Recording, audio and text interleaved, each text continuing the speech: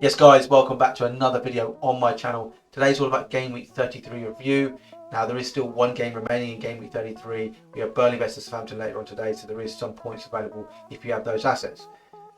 If you've been watching the channel over the last 4, 5, 6, 7 game weeks or so, you know my intention was to wildcard in Game Week 34. And guys, I'm pleased to say I have activated the wildcard.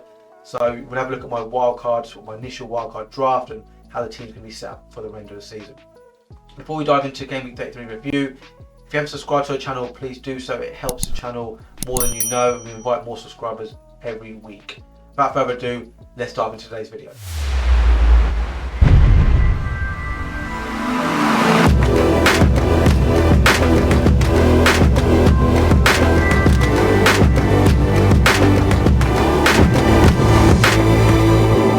Okay guys, so this is my Game Week 33 review. I had 2 free transfers going into Game Week 33. Now I've decided to bring in Odegaard and Ben Johnson for Doherty and Jacob Ramsey.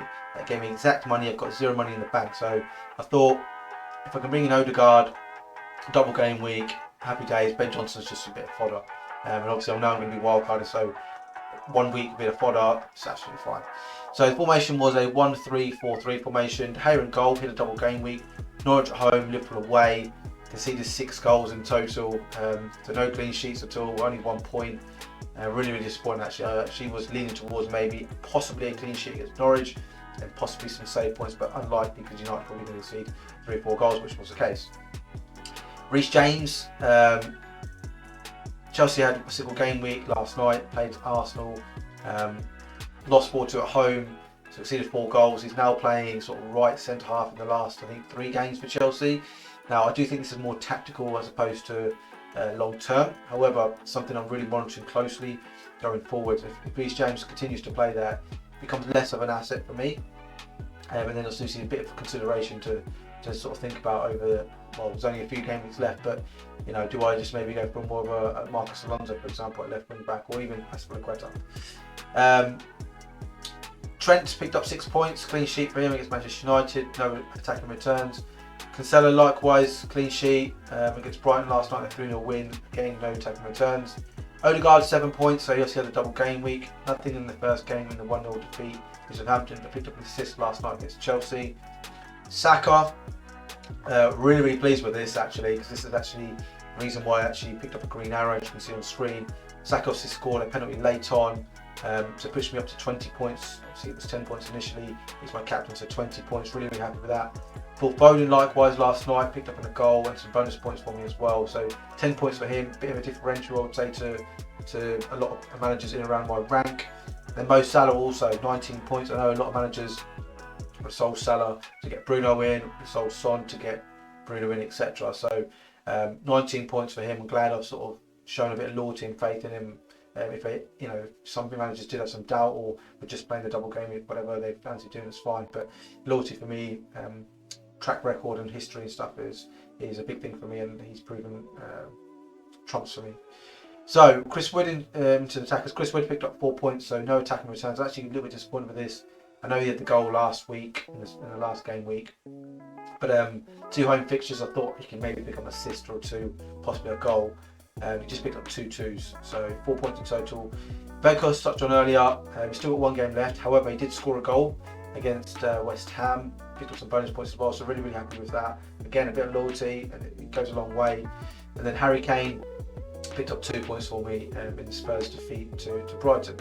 And then an unusual situation for me on the bench. I had Foster, Kulusevski, Ben White and Johnson for a set of 2s there, so 4 2s. I don't think I've had that all season, so yeah, unusual. It's probably the I would say the most common probably score on the bench, having 4 2s. So I think it's the first time this season I've had that. So what that means is overall points for the season is 2,263. Obviously still got the Weghorst points potentially.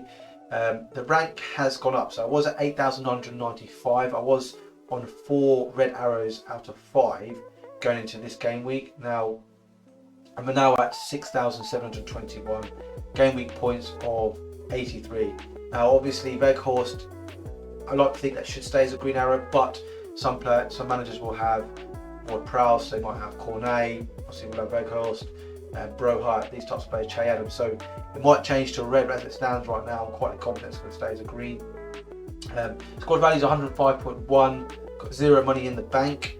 Used 41 transfers for the season so far, and like I touched on earlier, guys, I've activated the wildcard. So let's dive into what my wildcard draft looks like right now. Okay guys, so I'm on FPL.Team. Honestly, this is a really good website. Again, I bang on about it every week.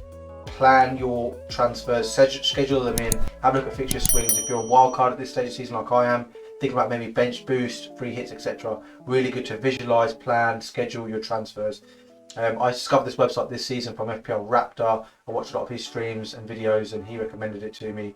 And it's been a really good sort of tool for me to sort of plan my transfers week on week. Some people like to look 4, 6, 8, 10 game weeks in advance. Maybe there's a fixture swing, for example, and you can really sort of target where you're going to bring in players. So FPL.Team, that is, guys. I'm going to go into my team now, wildcard team. On FPL.Team doesn't show that the wildcard has been activated just yet, sorry. So what I'm going to do is I'm just going to make all the transfers on here, show you what it looks like. So De Gea out for Schmeichel.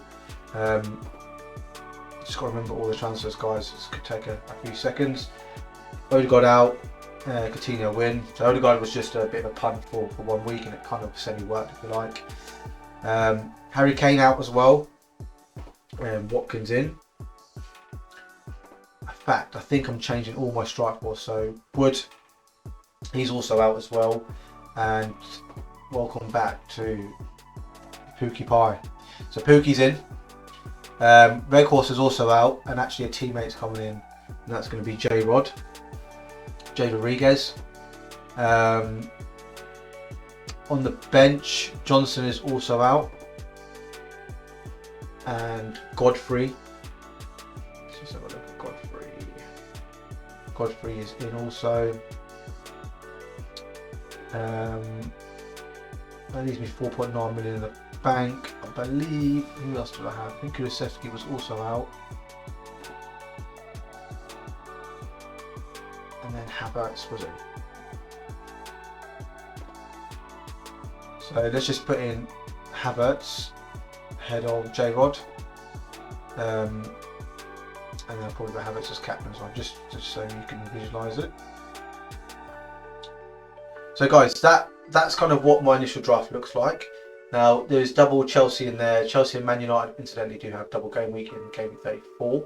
So whether I want to bring in extra players, I am leaning towards bringing in Mason Mount as well, but I'm less keen on that idea after last night's game, if I'm totally honest. Now there's no other games in between, sort of before game week 34. Ideally we maybe want to see another game, see a reaction, see how the team responds.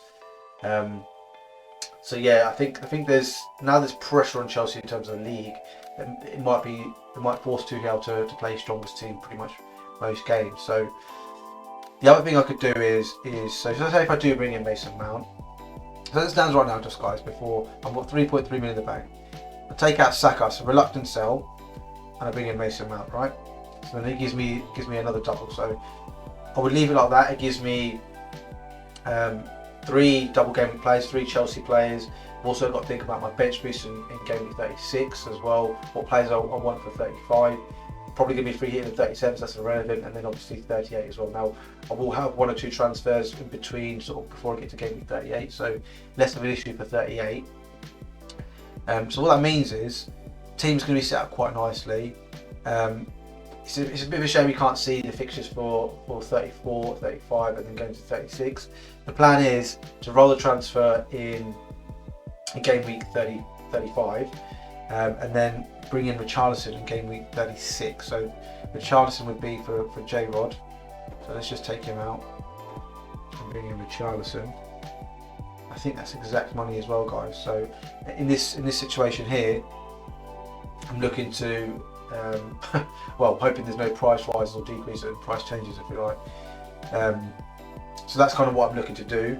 Obviously that means I'm going to be burning a transfer, but it's fine. It's the bench boost. So I think if I do leave the team exactly how it is right now, I could go into game 36, and this is the team here.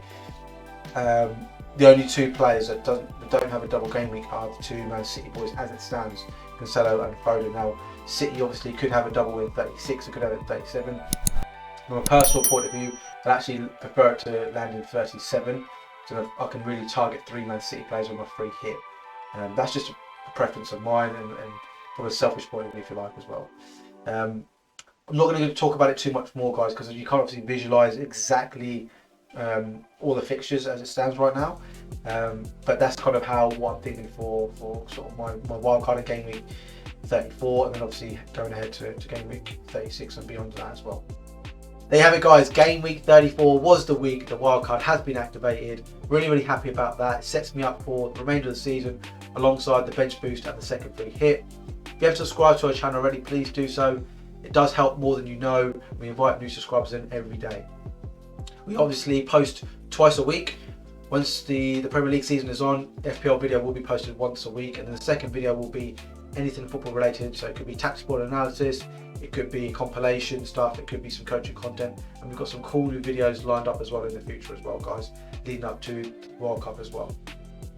We'll see everyone next time round.